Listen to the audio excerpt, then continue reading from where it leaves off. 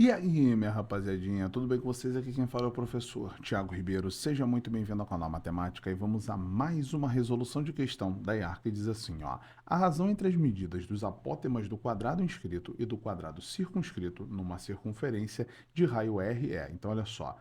Os apótemas do quadrado inscrito, ou seja, o quadrado que está dentro, certo? E do quadrado circunscrito, ou seja, do quadrado que está fora, perfeito? E aí a circunferência como referência, e nós vamos colocar aqui ó, a figura justamente para poder ajustar isso para vocês. Quando a gente fala do apótema, tá, de um polígono regular, a gente está falando desse raio do polígono, tá bom? Então você pensa ali numa circunferência que contém esse polígono dentro, tá? E aí você vai ver quanto que vale a medida do centro da circunferência até a base do polígono. Então, nesse caso aqui, repare só, eu tenho aqui o quadrado, certo? Então, quem vai ser o apótema dele? O apótema dele vai ser essa distância daqui até aqui. Perfeito? Agora, quando eu falo do quadrado de fora, repare que o apótema dele também vai ter aqui esse círculo como referência e ele vai ó, até a lateral ali do quadrado. Perfeito? Só que, galerinha, olha só. Se você observar bem, o que está acontecendo? Se eu falo que esse quadrado aqui, ele tem lado L, tá? Então, L, L, L aqui. O que vai acontecer é que esse pedacinho aqui, ele vai ter o quê? Ele vai ter L sobre 2 de comprimento, tá bom? Ah, Thiago, mas como é que eu vou saber agora qual vai ser o valor desse cara aqui, desse raio maior? Repare só outra coisa.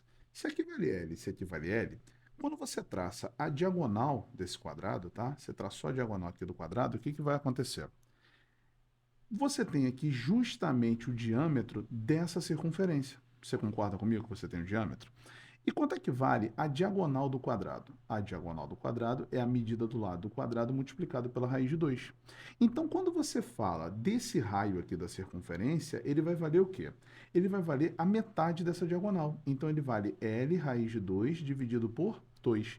Então, ó, o raio da circunferência, ele vale L raiz de 2 dividido por 2, beleza? Vou até ajustar isso aqui, ó, para ficar melhor para que vocês possam observar, tá? L e aqui, ó, raiz de 2, perfeito?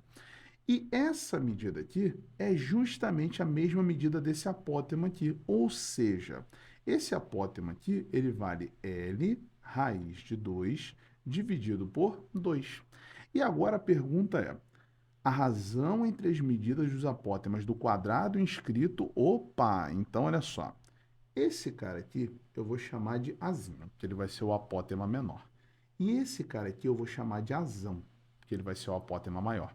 Você não quer a razão entre o Azão e o Azinho. Você quer a razão entre o Azinho e o Azão, porque ó, é a razão entre as medidas dos apótemas do quadrado inscrito e do quadrado circunscrito. Então, o que você quer é Azinho sobre Azão, beleza? Já que você quer Azinho sobre Azão, quem vai ser Azinho? Vai ser L sobre 2, dividido por quem é Azão? L raiz de 2 sobre 2. Agora perceba, galera, o seguinte: os denominadores são iguais, então posso dividir um com o outro. Os numeradores também são iguais, posso dividir um com o outro. Então aqui em cima vai ficar 1 e aqui embaixo vai ficar raiz de 2. Então essa razão, azinho sobre azão, vai ser 1 sobre raiz de 2.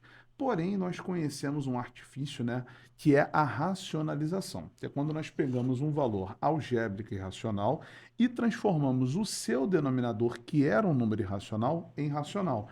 E aí, como é que eu faço isso aqui quando eu tenho apenas uma raiz quadrada?